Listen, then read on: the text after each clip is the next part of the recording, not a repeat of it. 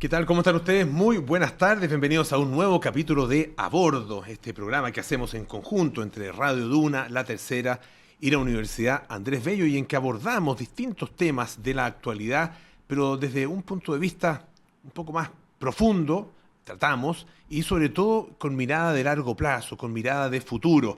Hablamos absolutamente de todo acá en el programa. Hablamos de salud, de economía, de arte, de cultura, de distintas materias que tienen que ver con el mundo en que vivimos, pero como les decía, con protagonistas del presente, pero sobre todo con una mirada hacia el futuro.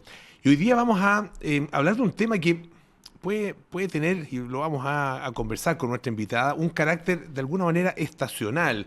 No ha comenzado la primavera, pero va a comenzar bastante luego.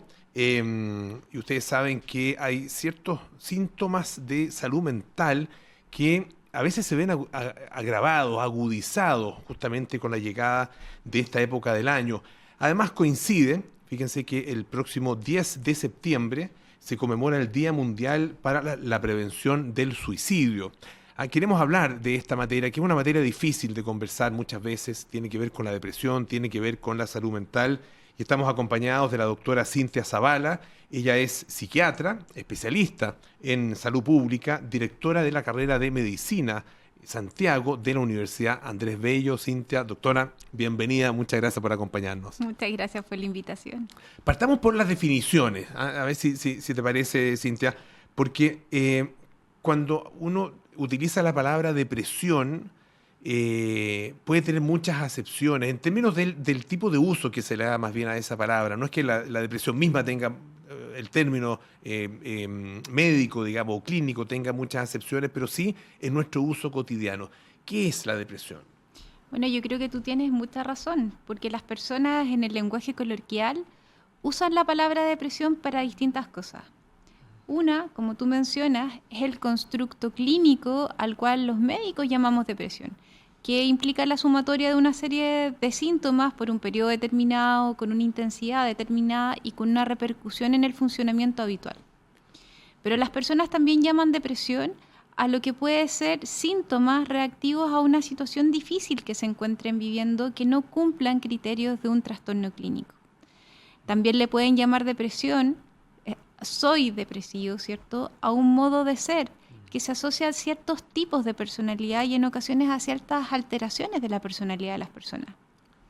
También las personas en ocasiones hablan de depresión cuando se encuentran viviendo un duelo, ¿no?, que es una reacción que puede ser normal ante la pérdida de alguien o algo significativo para ellos. Y también uno ve en clínica con cierta frecuencia que cuando las personas dicen estoy deprimido, no quieren decir como el término en su acepción habitual implica estoy triste, estoy desesperanciado, estoy, abro comillas, bajoneado, sino que hay gente al decir que estoy deprimido quiere decir estoy angustiado o me siento ansioso o estoy irritable. Por lo tanto, yo diría que muchas de esas acepciones son posibles y debiésemos partir por tratar de identificar a qué nos estamos refiriendo cuando hablamos de depresión. ¿Y a qué nos estamos refiriendo? Esto antes de entrar a la definición ya más propiamente clínica y diagnóstica, ¿no es cierto? Que no debe ser fácil tampoco porque, claro, como tú decías, el término se utiliza de maneras muy distintas. Probablemente lo que tienen en común todos estos distintos estados que yo he mencionado es que las personas se encuentran experimentando un sufrimiento, ¿no? Un sufrimiento que probablemente requiere apoyo y ayuda de un otro para poder ser aliviado. Cuando alguien dice me siento deprimido, de alguna manera también es una llamada de atención de requerir ser contenido de alguna manera ante esta situación que está experimentando. Ahora, ¿cuáles son los síntomas característicos para poder llegar a determinar esta persona, esto ya desde el punto de vista del trabajo, el psiquiatra, ¿no es cierto? Esta persona efectivamente está viviendo una depresión.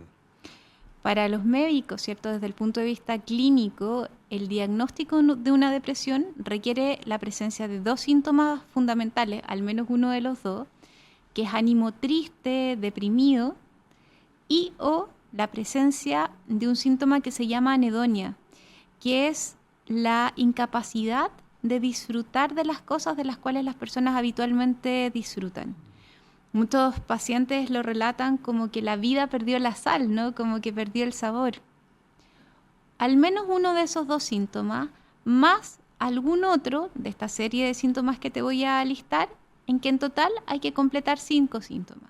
Síntomas del área de los ritmos vitales, aumento o disminución del apetito, aumento o disminución de la necesidad de sueño, aumento o disminución, ¿cierto?, de la energía, habitualmente disminución de la energía, con desesperanza, ideas de muerte, muy frecuentemente dificultades para poder pensar, concentrarse, y que en conjunto implican una alteración en la manera en que las personas funcionan de manera cotidiana en las distintas dimensiones de su vida. Alteran el funcionamiento familiar, el funcionamiento social, el funcionamiento laboral. Y estos síntomas, ¿cierto?, para poder implicar el diagnóstico de depresión, deben mantenerse por al menos 2 semanas, la mayor parte de los días y la mayor parte del día. Es decir, no es algo meramente transitorio o meramente reactivo a un evento específico o a una enfermedad o al uso de algún fármaco o de alguna droga. Estamos conversando, les recuerdo, con Cintia Zavala. Ella es la directora de la Escuela de la carrera de Medicina Santiago de la Universidad Andrés Bello, es especialista en salud pública y psiquiatra. En el diálogo, digamos, en la conversación con el paciente, es muy probable que en la descripción de los propios síntomas uno de repente le sienta o encuentre ciertas dificultades en precisar exactamente qué es lo que está sintiendo. Como tú decías, a veces es angustia, tristeza, irritabilidad. ¿Cómo poder trabajar eso? ¿Cómo se trabaja eso? Porque el reconocimiento de los propios síntomas y de la razón de ese sufrimiento, me imagino que es importante para el diagnóstico y para los tratamientos posteriores. Yo separaría ahí un par de cosas. Creo que hay algunas cosas que son diferentes. La depresión, el episodio depresivo, el trastorno depresivo, hay que tener en consideración que no incluye dentro de sus criterios diagnósticos, a pesar de lo que la mayoría de la gente piensa, ni la angustia ni la ansiedad. Uh-huh. No necesariamente tampoco la irritabilidad, podría ser, pero no es parte de los criterios diagnósticos. Habitualmente, cuando esos son los síntomas predominantes, uno piensa en trastornos ansiosos, trastornos de ansiedad o en otro tipo de cuadros, ¿no? Uh-huh. Ahora, lo que tú dices en términos de ser capaz de reconocer los propios estados emocionales, de la alfabetización emocional, digamos, es algo fundamental. No solamente cuando pensamos en población que tiene un trastorno clínico, sino en cada uno de nosotros en el día a día. Probablemente cuando estamos angustiados y somos capaces de verbalizar que lo que me ocurre es que estoy angustiado o que estoy triste o que estoy enojado, en sí mismo el poder nombrar el estado de ánimo en el cual me encuentro ayuda y es una estrategia de autorregulación muy importante. Probablemente cuando nosotros éramos niños, ¿cierto?, hablar de emociones no era algo que ocurriera frecuentemente, ni en las casas ni en los colegios. Yo creo que en el tiempo cada vez va siendo más clara la importancia de la educación emocional. Y hoy día en muchos colegios está incorporado desde los niveles de prebásica. Y nosotros como padres es mucho lo que podemos hacer con nuestros hijos en términos de enseñarles a nombrar las emociones como una estrategia de regulación emocional, de forma que ellos tengan más herramientas también para poder reconocerlas y manejarlos a lo largo de la vida. Finalmente, en la medida en que uno entiende lo que le pasa, también gana herramientas para poder manejarlo. Ahora, eso de entender lo que a uno le pasa es difícil en lo personal, ¿no es cierto?, en lo individual, pero también muchas veces difícil porque interfiere mucho en los vínculos. ¿Y qué pasa un poco desde ese punto de vista? ¿Qué pasa con los vínculos y específicamente la depresión? ¿De qué manera se produce un poco esa relación y esa interferencia mutua? Porque aquí finalmente, claro, uno es la persona aislada, pero otro es la persona vinculada con otros, donde esos vínculos efectivamente se pueden ver tremendamente afectados.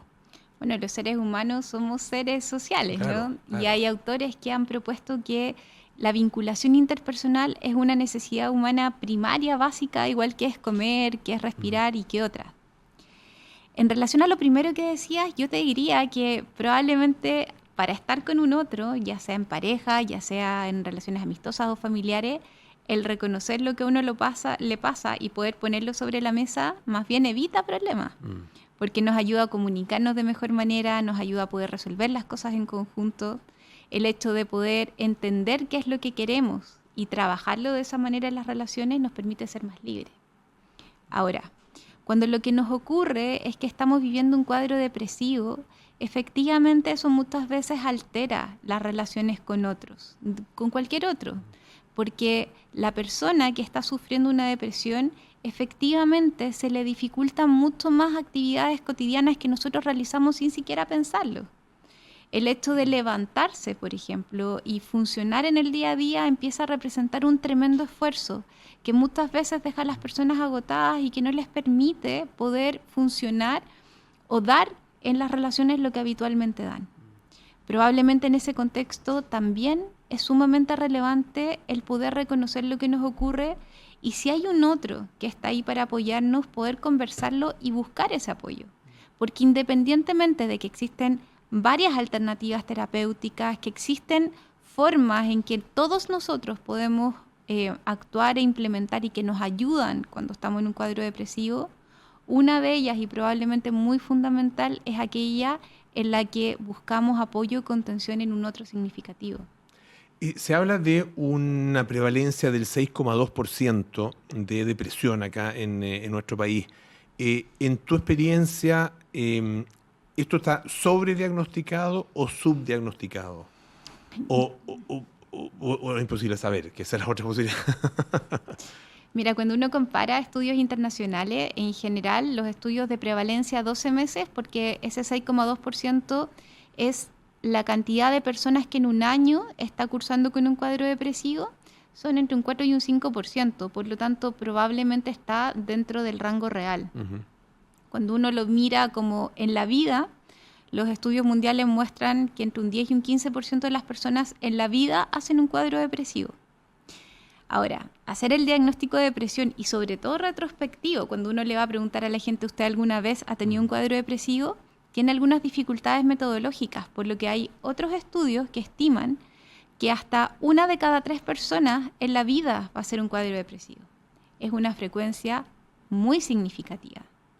Y por lo tanto, hay algunas intervenciones que nosotros debiésemos ser capaces de recomendar a las personas para ayudarlas tanto a prevenir como a poder actuar en esas circunstancias más allá del apoyo clínico que muchas veces es importante. Antiguamente, y sobre todo cuando se vinculaba el tema con el suicidio, se hablaba de depresión endógena. No sé si el término es adecuado o no, no sé si todavía sigue vigente como término, porque claro, cuando uno y cuando se utilizaba antes, daba la impresión de ser una especie de cuadro donde no había nada que hacer. Donde no existían herramientas y esa persona sí o sí iba no solo a tener una depresión profunda, sino que iba eventualmente incluso a terminar en suicidio. ¿Eso es así o es una mirada ya superada de la depresión? Yo creo que en el tiempo han ido cambiando las miradas. Efectivamente, en algún minuto se hablaba de depresión endógena como causada por factores internos de la persona en contraposición a una depresión exógena en la cual se podían identificar claramente los gatillantes. Uh-huh. Hoy día, en realidad, no se hace esa diferencia, se habla de depresión. Y lo que uno puede ver es que en la depresión, porque existen dos grandes tipos de episodios depresivos, los que ocurren en el contexto de los trastornos depresivos monopolares, que es lo más frecuente, y los episodios depresivos que ocurren en el contexto de los trastornos bipolares. Uh-huh. Probablemente aquellos episodios depresivos que ocurren en los cuadros bipolares tienen un componente genético muy, muy relevante. Pero en la mayoría de los episodios depresivos que ocurren en los trastornos monopolares, lo que uno puede ver es que los primeros episodios depresivos habitualmente se asocian a estresores muy importantes. En el fondo, a cosas graves o a estresores grandes que les han ocurrido a las personas. Pero que en el tiempo, si los episodios no son bien tratados, aumenta la susceptibilidad de desarrollar episodios depresivos, aunque la intensidad del estresor vaya disminuyendo. hay un fenómeno cerebral que se llama kindling, que es como que se genera mayor sensibilización. Y entonces después de multiplicidad de episodios, es como si el nuevo episodio no tuviera un gatillante. Habitualmente cuando uno lo busca lo encuentra, solo que a veces son gatillantes que no son tan intensos como para que a uno se le haga evidente la consecuencia que están generando. Cuando hablas de episodios, uno lo interpreta como algo con límite temporal, ¿no? Que comienza en un momento y eventualmente termina en otro momento. ¿Siempre la depresión se manifiesta de manera episódica o hay algunos casos donde es una condición permanente, una especie de depresión crónica? Existe un cuadro que sería el equivalente a una depresión crónica que se llama distimia, que es la presencia de síntomas depresivos por más de 2 años. Pero probablemente en la mayoría de los cuadros clínicos en los que la depresión se mantiene durante periodos muy, muy largos de tiempo, más bien se asocian a otras cosas, ya sea a un trastorno bipolar o a trastornos de personalidad. La gran mayoría de los episodios depresivos, incluso aunque no se traten, tienen un inicio y tienen un fin.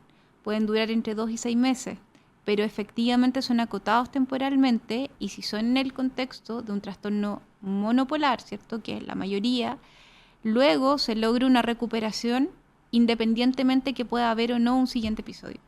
Estamos conversando con la doctora Cintia Zavala, ella es psiquiatra, especialista en salud pública y es directora de la carrera de Medicina Santiago en la Universidad Andrés Bello. Hablemos, quiero hablar de un poco del gatillador de esta propia conversación que tiene que ver con esta época del año.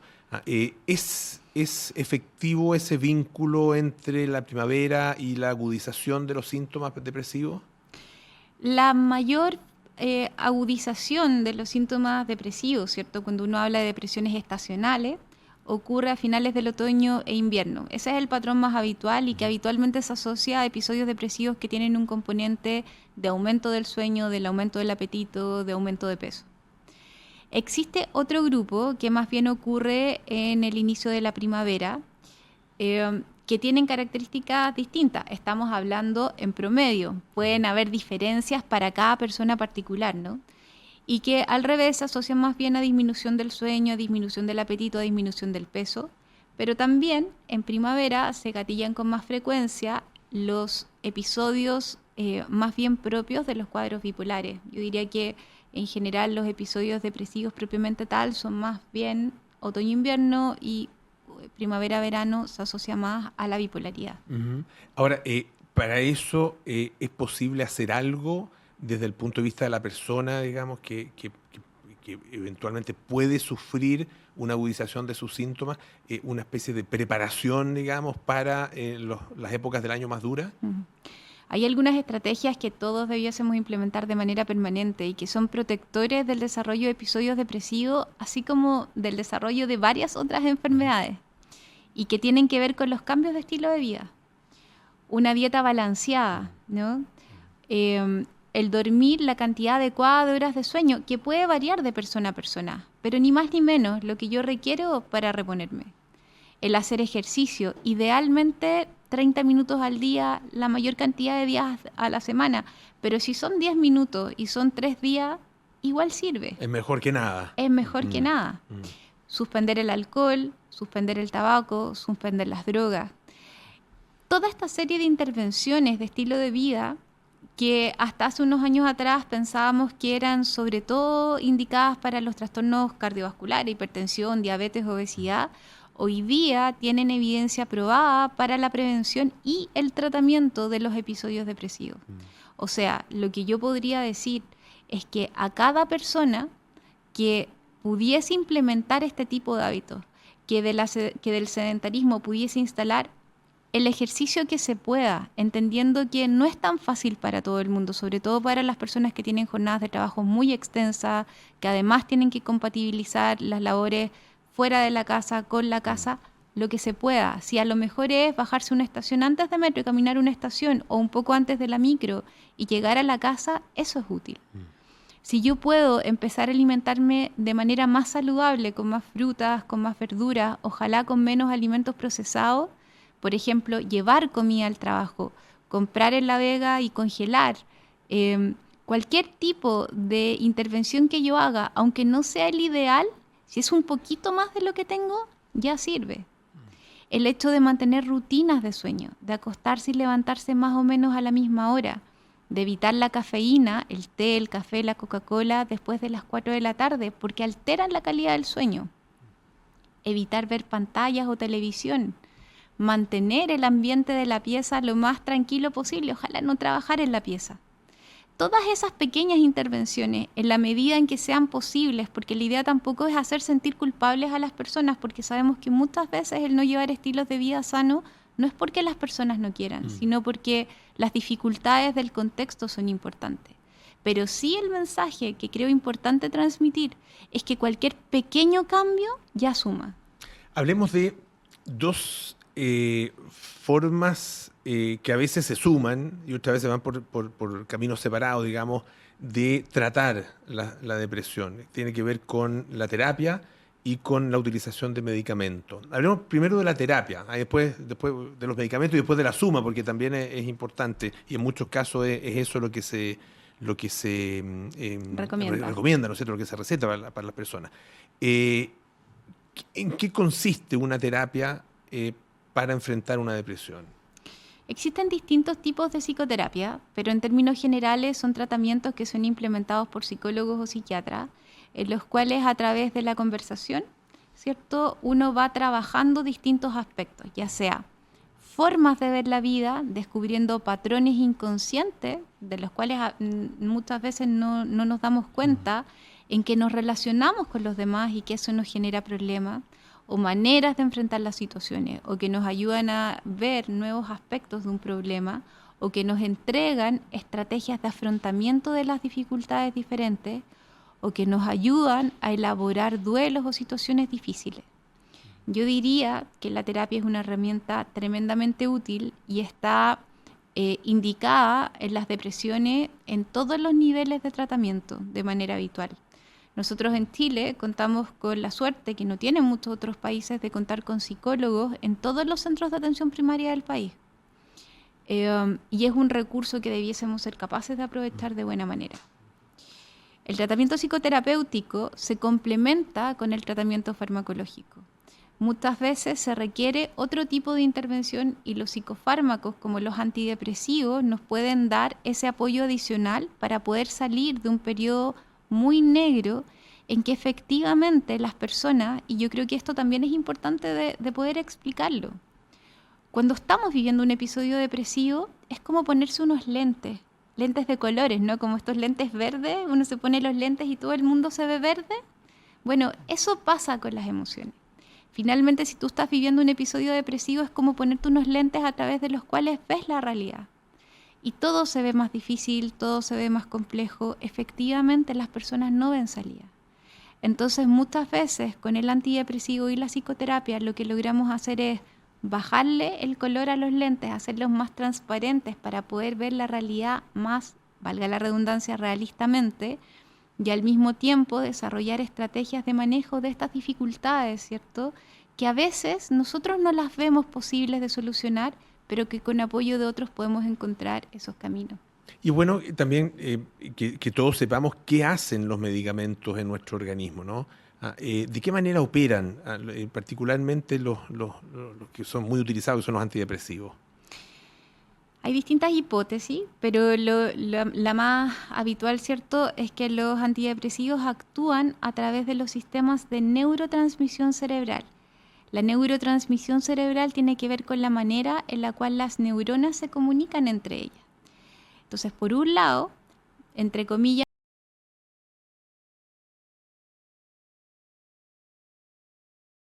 la generación de factores que son regeneradores de las neuronas y que permiten, en el fondo, generar nuevos circuitos y mejorar la respuesta clínica y la sintomatología depresiva. Y hay ciertos casos donde la utilización de medicamentos, digamos, de psicofármacos, es absolutamente indispensable. Es decir, depresiones que no, para las cuales la psicoterapia no es suficiente. Sí, Efectivamente, sobre todo para los episodios depresivos más graves, la indicación es tratamiento psicofarmacológico. Se requiere, y en los casos más extremos, estamos hablando de depresiones que no responden a fármacos, que tienen síntomas psicóticos muy graves, que son refractarias a tratamiento, en fin, a veces podemos requerir además el uso de lo que se llaman terapias de estimulación cerebral, como es la terapia electroconvulsiva o la estimulación magnética transcranial u otras en el fondo. Pero aquello es probablemente la excepción. La gran mayoría de los episodios depresivos con estos cambios de estilo de vida, eventualmente con terapia y con fármacos que muchas veces son dosis bajas, es un medicamento con pocos efectos adversos, pero que logra generar un cambio importante en las personas. Estamos conversando con la doctora Cintia Zavala, psiquiatra, especialista en salud pública, directora de la carrera de medicina en Santiago de la Universidad Andrés Bello. Quería hablar también, usted lo mencionaba al pasar, el tema de la salud pública y de la atención de la salud mental en nuestro país. ¿Cuál es, ya que es psiquiatra y médico, cuál es su diagnóstico con respecto a eso? Yo creo que en este país se hace mucho en salud pública con los recursos que tenemos. Cuando uno mira los índices del país en relación a la región, en relación a la inversión que se hace, tenemos resultados de salud muy buenos. Tenemos una buena utilización de recursos. Sin embargo, no es posible desconocer que efectivamente todavía hay una brecha importante en relación a la inversión que como país debiésemos hacer en salud y particularmente en salud mental. Cuando la salud mental representa 1/3 de los días perdidos por discapacidad, representa una cantidad importante de las licencias médicas, representa una cantidad importante de las enfermedades de la población, el gasto público que se hace en salud mental no es equiparable a ello. Y de hecho, estamos muy bajo de las recomendaciones de la Organización Mundial de la Salud en términos del porcentaje de gasto en salud que debiese ser destinado a salud mental. Hoy día, un poco menos del 2% del presupuesto de salud se dedica a salud mental. Y en ese sentido, si bien hay una eficiencia en el uso de recursos, por supuesto que hay una brecha. Como Universidad Andrés Bello hemos hace poco tiempo implementado un centro de políticas en salud mental global que busca apoyar el desarrollo y la propuesta de nuevas políticas públicas en esta área que puedan mejorar aún más la manera en la cual nosotros generamos salud para nuestra población. Pero necesitamos apoyo del Estado, y no solamente en términos de más recursos, que eso en salud, sino también de recursos para la salud mental en otros sectores del Estado. Salud mental pensada desde la vivienda, salud mental pensada desde la educación, salud mental pensada desde el deporte, salud mental pensada desde la cultura, salud mental pensada desde el trabajo, salud mental en todas las políticas, porque finalmente es una parte integral del bienestar y de la salud de las personas. Una última cosa que le quería plantear tiene que ver con un poco algo que se conmemora también en los próximos días, que es el Día Mundial para la Prevención del Suicidio. Es un tema muy sensible, muy difícil de tratar, al que se le hace muchas veces el quite. Y quería preguntarle en ese sentido, desde el punto de vista de la política pública, si es algo que efectivamente se aborde desde la política pública y si estamos de alguna manera con un rezago incluso mayor en esa área que en otras que tienen que ver también con la salud mental. El suicidio es una tragedia. Es una tragedia porque siempre es una muerte evitable, ¿no?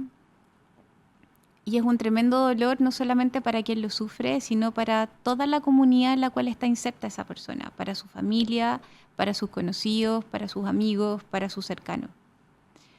Efectivamente, en Chile contamos con un Plan Nacional de Prevención del Suicidio que tiene varias líneas de acción y que trata de hacerse cargo de macropolíticas que apoyen en la prevención del suicidio. Un rol central lo tienen los medios de comunicación, en términos de sensibilizar a las personas, de traspasar información en términos de a dónde se puede acudir. Existen varias líneas disponibles hoy día en el Estado para que si una persona se sienta agobiada pueda llamar por teléfono, contactarse y pedir ayuda. En términos de macropolítica pública, que es diferente al abordaje que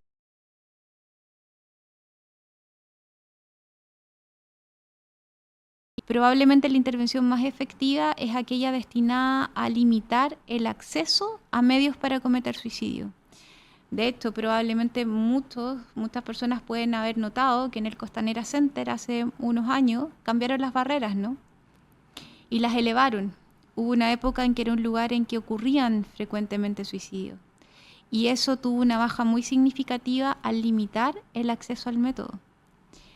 El hecho de que los metros, por ejemplo, tengan también barreras en las cuales solamente haya apertura en los lugares en que están las puertas, es una intervención efectiva, así como identificar lugares que tienden a ser simbólicos en las distintas ciudades en que las personas cometen suicidio. En términos de las personas individuales, por ejemplo, la limitación de acceso a armas u a otros medios es también política muy significativa.